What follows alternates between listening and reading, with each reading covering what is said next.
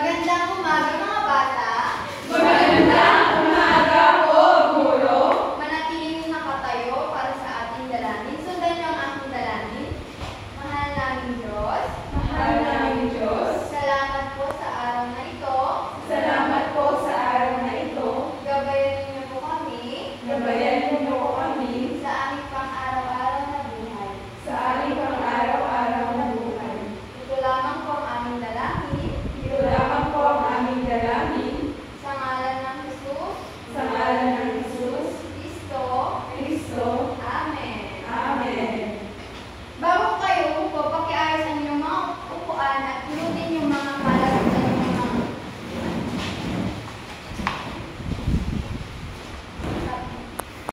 Ngayon, aking tatawagin ang inyong pangalan kung kayo ay narito.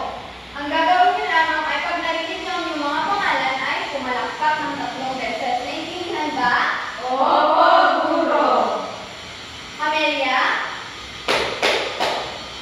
Janet, Tisha, Toyaw.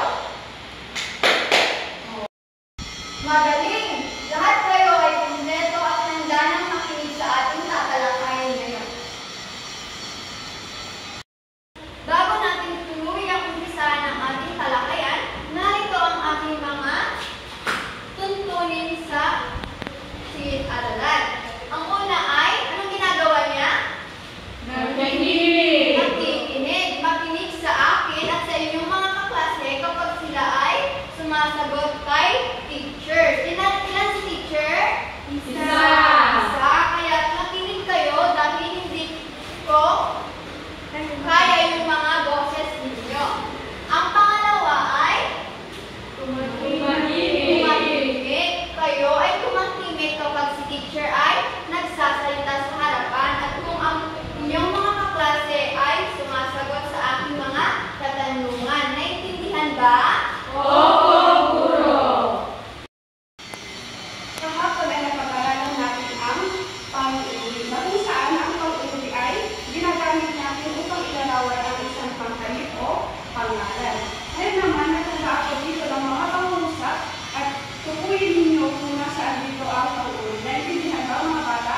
Opo, guro. Sa unang pangungusap, ang bulaklak ay maganda. Nasaan dito ang pang-uwi sa pangungusap? Alright. Teacher, maganda. Tignan natin kung tama si Arjoy.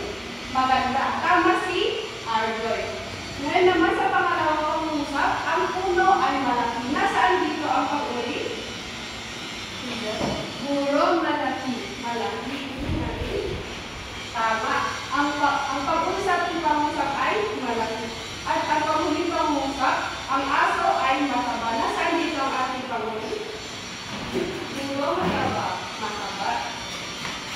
Tama. Talagang nakinig kayo kahapon at inyong naunawaan kung ano ang pag-uwi. Ngayon naman, handa na ba kayo para sa ating bagong talakayin? Opo, guro. Bago natin tuluyang umpisahan ang ating aralin, may inihanda akong laro. At ang ating laro ay pinamagatang Hulaan Mo Larawan Ko. Dito ay magbibigay ako ng mga larawan sa inyo. At magsasabi ako ng salita. At ang gagawin nyo ay mabilis nyong hahanapin sa mga larawan kung ano ang tumutugma sa mga salitang sinabi ko. Naintindihan ba mga bata? Opo, guro. Ngayon, hatiin ko kayo sa dalawang grupo. Dito ang Group 1 at dito ang Group 2. Ngayon, bumuo kayo ng bilog.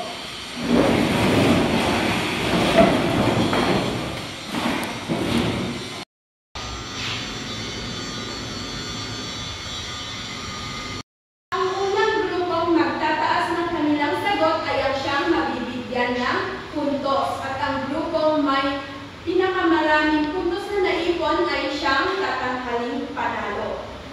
Ngayon, magbibigyan muna ako ng salita at pagkatapos ay bibilang ako ng 3 sa kanyo itataas ang inyong mga sagot. Malinaw ba mga bata? Opo, guro. Ang unang salita ay lalakad. 1, 2, 3.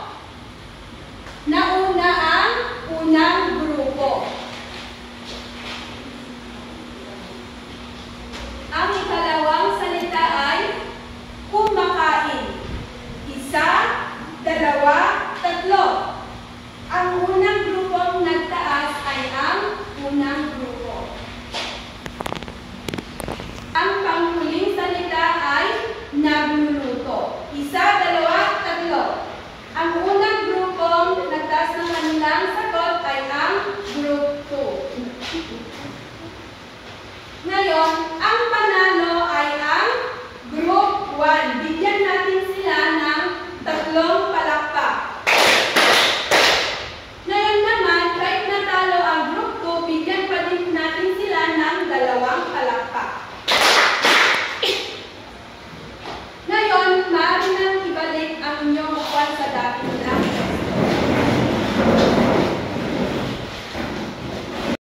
Mga bata, nag-enjoy ba kayo sa inyong ginawang laro? Opo! Kung ganon, ano sa tingin ninyo ang ating tatalakayin ngayon? Yes, Arjoy? Yung mga gawain.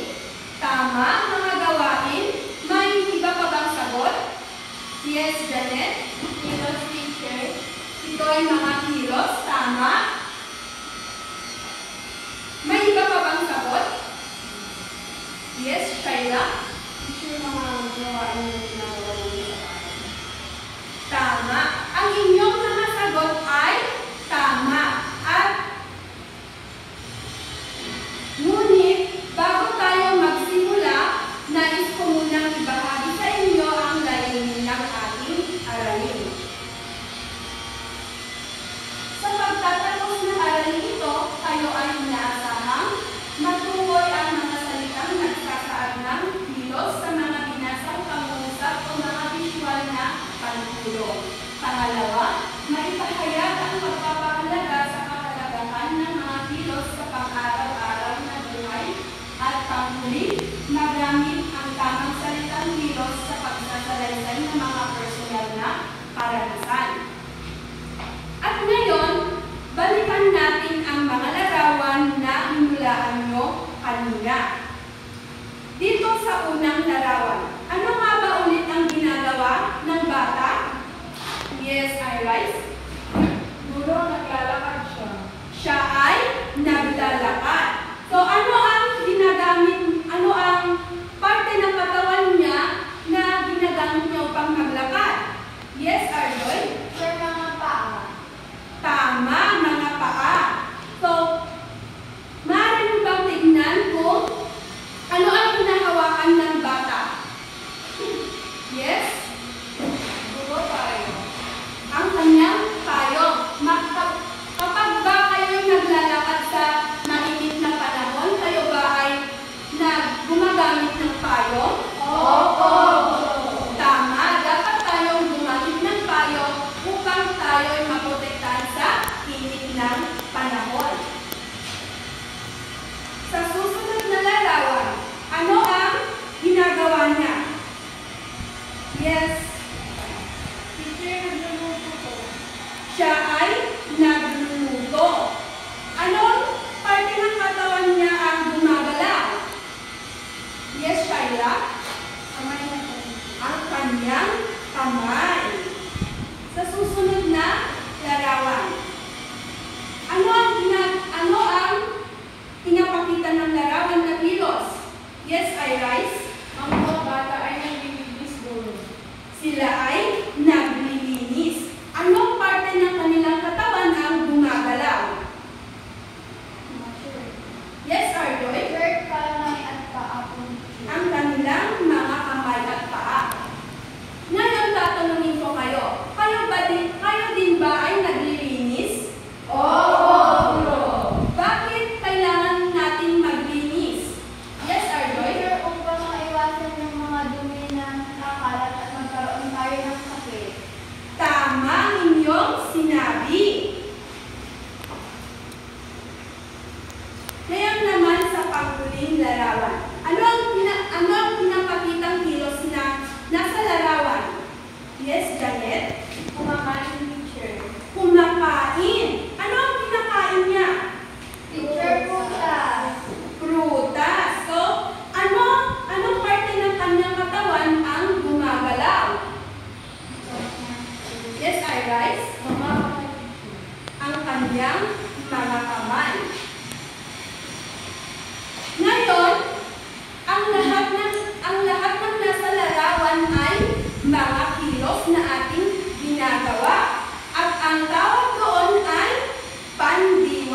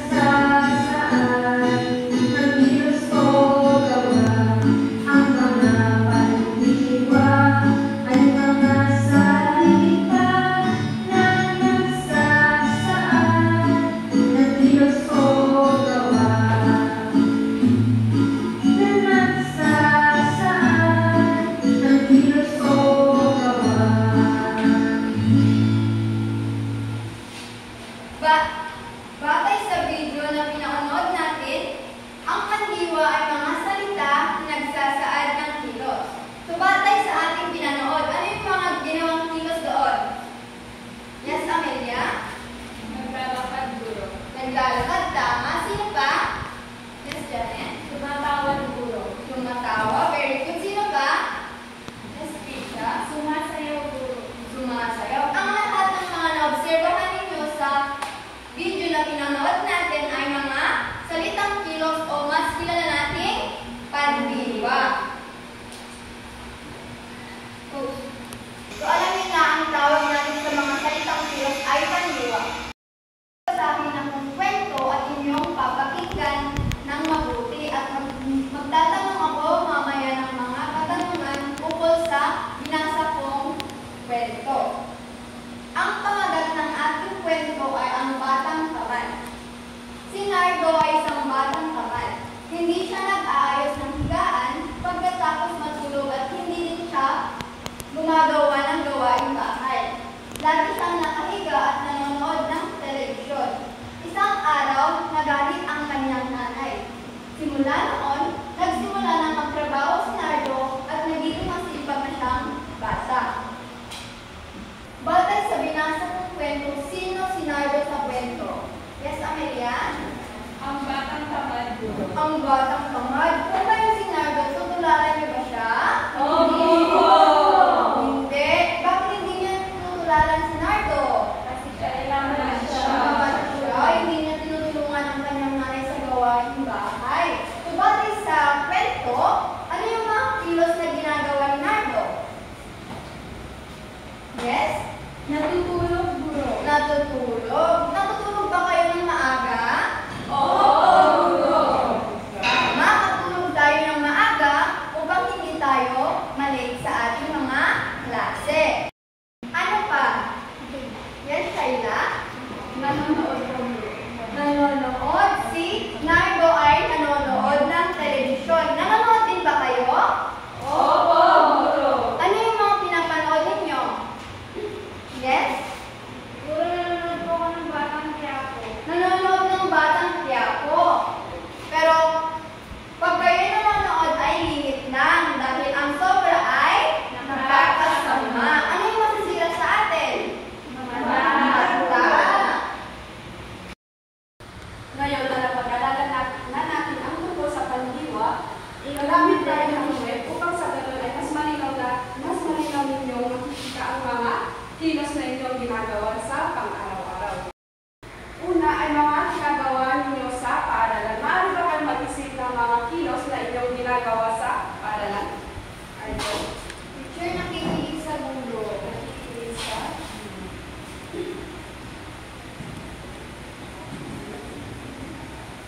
ano pa? Ano siya? Teacher, nagsusulat. Nagsusulat.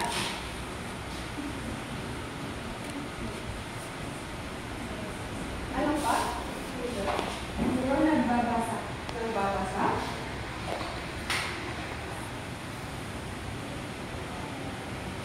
Dalawa pa. Ano pa?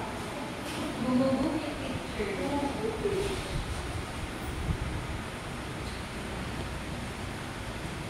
At panghuli? Naglalaro. Naglalaro.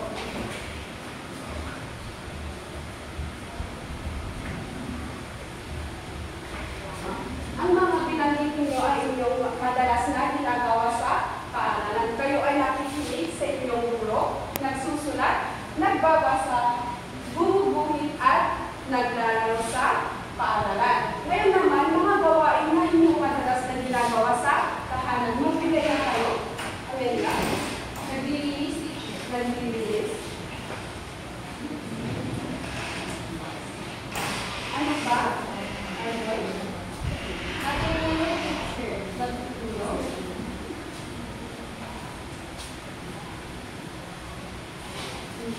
Naghuhugas. Naghuhugas.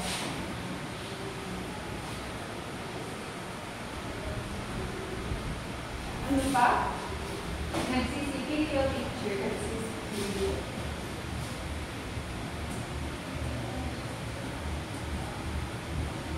patuloy? Naliligo guro.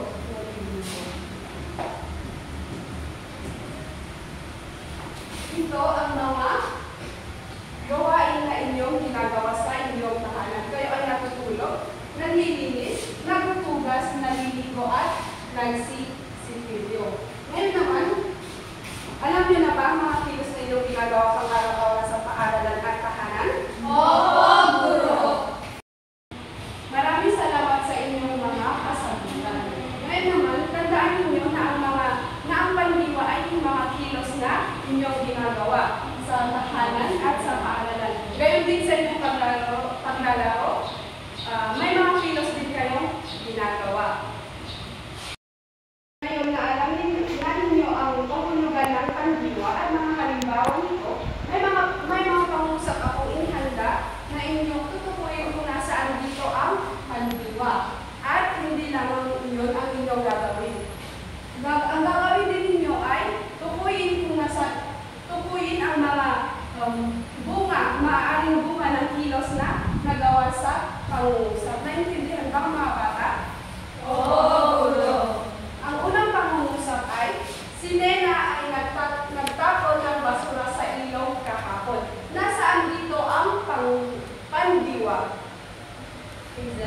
Nagtapon guro.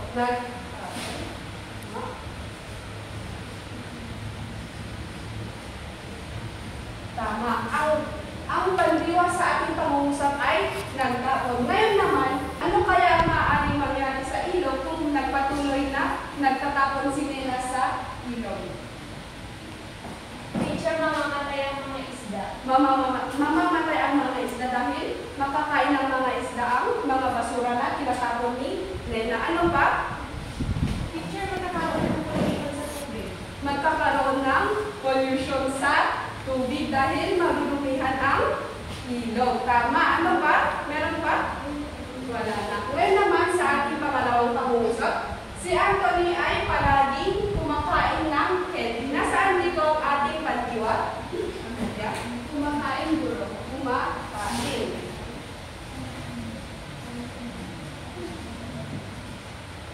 Kung ipinagpatuloy ni Anthony na kumakain palagi ng candy, ano kaya ang mangyayari kay Anthony? Misha? Teacher, masisira ang kanyang ngipin. Masisira ang kanyang ngipin. Ano pa? Teacher, magkakaroon siya ng diabetes. Magkakaroon siya ng diabetes dahil matamis ang candy. Ngayon naman, ano ang dapat gawin ni Anthony upang sa ganun ay maiwasan niya ang kanyang mga sakit? Misha? Bawas-bawasan ang pagkain ng candy. Tama, bawasan ang pagkain ng candy. Kagaya din ninyo, maaari kayong kumain ng candy, ngunit hindi palagi. Ngayon naman sa ating pagtuloy pangungusap, ang mga tao ay nagpuputol ng kahoy sa kabubatan. Nasaan dito ang ating pandiwa? Misha? Teacher, nagpuputol.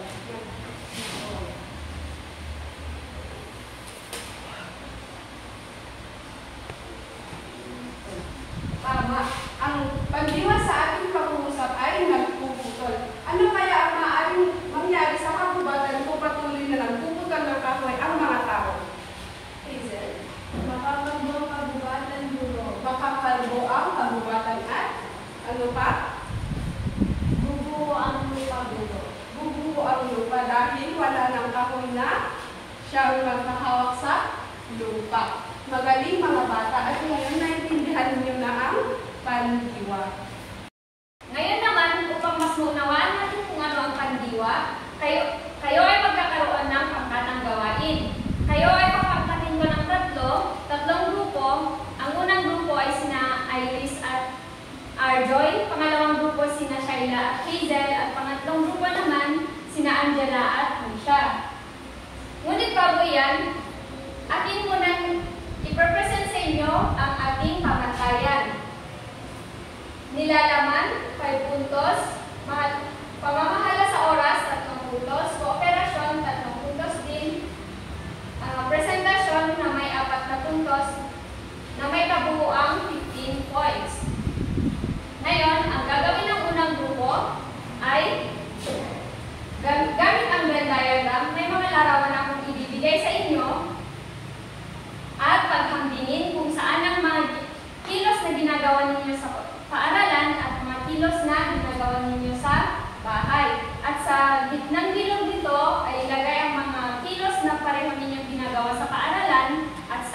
ay naintindihan ba? Opo, Guro. Sa pangalawang grupo naman, basahin mabuti ang kwentong ito na aking ibibigay sa inyo at hanapin ang salungkitan ng mga salitang kilos na matatagpuan sa kwentong ito. Naintindihan ko ba? Oo, Guro. At sa panghuling grupo naman, mayroon akong isinulat na kanta dito na may pamagat na Ako Ay May Lobo. Alam niyo ba ang kantang Ako Ay May Lobo? Opo, Guro. Okay, ngayon, kakantahin niyo ito at hanapin ang mga salitang kilos na matatagpuan sa kantang ito at ilagay sa mapa ng konsepto. Maliwanag ba mga bata? Opo, Guro. Maaari na kayong pumunta sa inyong mga kanilang grupo. Ngayon, bibigyan ko kayo ng 10 minuto upang gawin ang gawain.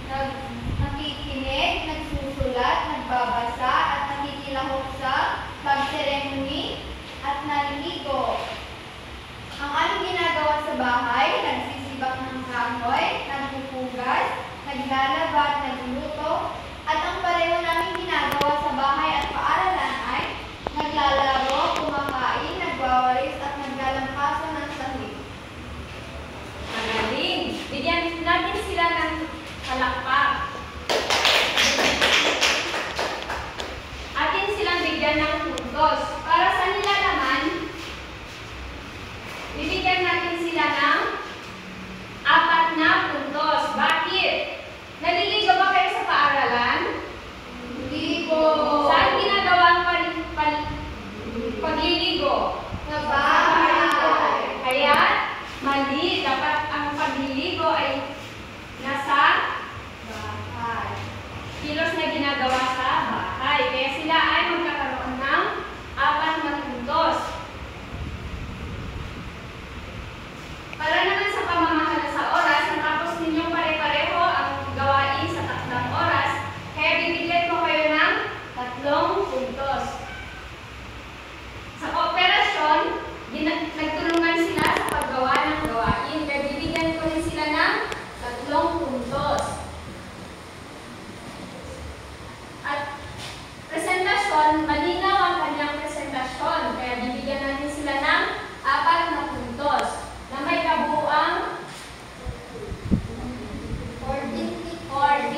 points.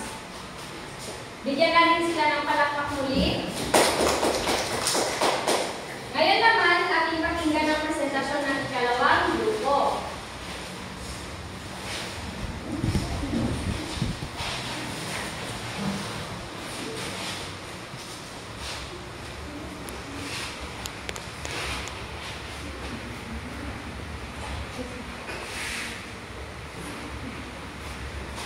Ang aming ginawa ay binasa namin ang kwento at sinamubisitan namin kung ano ang alam namin na kaluluwa. Ang unang sinamubisitan namin ay minalis, ang pangalawa, nagpakain, nagdilig, pumasok at naghahain. Ito po ang mga pandiwa na nakita namin sa kwento. Tama nga ba ang kanilang mga sinalambisitang salita? Ang minalis ba ay salitang kilos? Opo, Guro. Paano naman ang nagpakain? Opo, Guro. Paano naman ang nagdilig? Opo, Guro. Pumasok? Opo, Guro. Naghain? Opo. Kung gayon, bigyan natin sila ng palakpak. Atin din silang bigyan ng puntos. Sa nilalaman, tama lang ang kanilang mga sinalungguhin na salita, kaya bibigyan natin sila ng 5 puntos. Para sa pamamahala sa oras, since natapos ninyong pare-pareho ang inyong gawain sa takdang oras, kayo ay bibigyan ko ng 3 puntos. Para sa kooperasyon, nagtulungan ba sila sa paggawa ng gawain? Opo, Guro. Kung gayon, bibigyan natin sila ng 3 puntos. At sa presentasyon, since malinaw ang kanilang pagpresenta sa kanilang gawain, sila ay magkakaroon ng 4 points na may kabuuang 15 points. Palakpakan natin muli ang ikalawang grupo. Ngayon naman, ating pakinggan ang presentasyon ng huling grupo.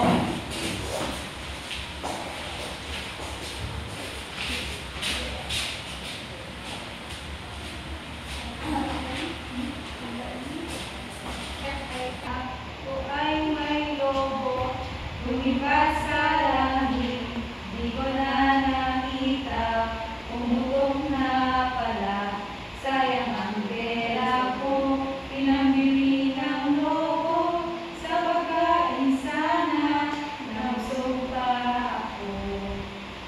At kanta ito ang mga nahanap namin na pangdiwa ay ang nakita. Ang pangalawa naman ay ang lumipad. Ang pangatlo ay tumutok. At tinanong ko ang aming mga ikang salitang kilos. Okay, tama natin kung tama nga ba ang kanilang gawain. Ang lumipad ba ay salitang kilos? Opo, Guro. Nakita, salitang kilos ba ito? Opo, Guro. How about ang tumutok? Opo, Guro. Tama, bigyan natin sila ng palakpak. Para sa nilalaman ng kanilang gawain, bibigyan natin sila ng 5 puntos kasi tama lahat ang kanilang mga simula. Sa pamamahala sa oras, meron din silang 3 puntos. At sa kooperasyon, since nagtulungan sila sa paggawa ng gawain,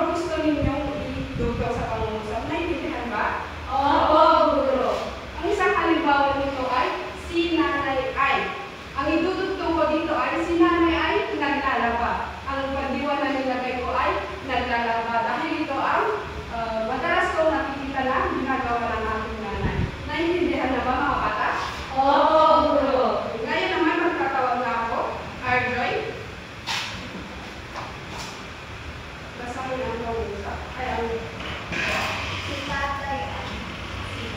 kumalakasan niya. Si tatay ay... Ano ang pandiwa na iyong itulog? Si tatay ay nagtatanim ng palay. Nagtatanim ng palay. Maaari bang gawin mo kung paano magtanim ang iyong palay? Sir, ganito pong magtanim si tatay. Magaling. Bigyan natin ng pagbagsak si Argon. Hazel.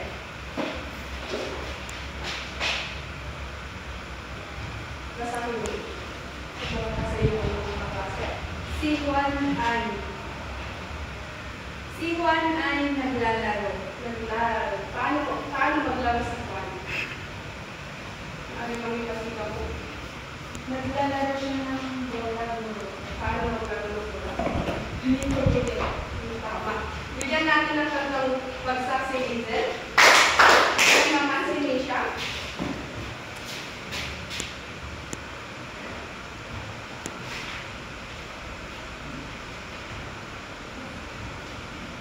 Basahin mo. Ako ay kumakain. Kumakain. Paano ka kumain, Nisha? Maraming salamat. Bigyan natin ng tatlong palakpak si Nisha. Janet.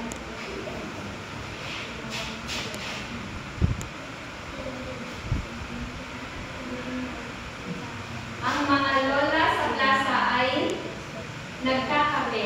Nagkakape. Paano magpatay mga lusa? Ganito po guro. Maraming salamat. Bigyan natin ng tatlong palakpak sa inyo, Janet.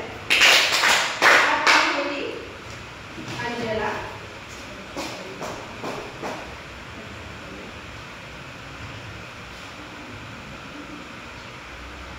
Ang aking guro ay nagtuturo. Paano magturo ang iyong guro? Ang pandiwa ay parang dating po. Salamat. Bigyan natin ng tatlong palakpak si Angela.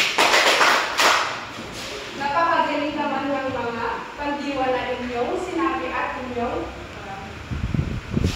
nilarawan. Ngayon naman, bigyan nga ninyo ng 5 bagsak ang inyong mga sarili. Dahil inyong naiintindihan ng mabuti ang pandiwa at marami kayong binigay na magagandang mga halimbawa ng mga salitang kilos o pandiwa. Ngayon na naintindihan ninyo ang ating tinalakay, magkakaroon tayo ng individual na aktibidad. Pero bago yan, may ibibigay akong activity sheets na inyong sasagutan. Dito sa letter A, basahin at unawain ang bawat pangungusap sa lumugitan ang pandiwang ginamit. Naintindihan ba ninyo? Oo, guro. At dito naman sa letter B, itambalan ang salita mula sa column B sa larawan ng kilos sa column A at isulat ang titik ng tamang sagot sa patlang. Naintindihan ba ninyo? Opo, guro.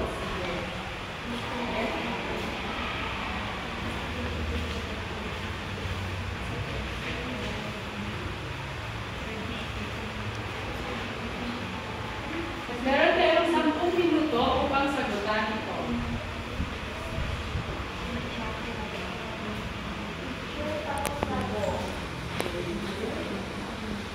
Tapos na ba lahat? Oo, guro. Kung tapos na, pakipasa akin yung mga papel sa inyong harap.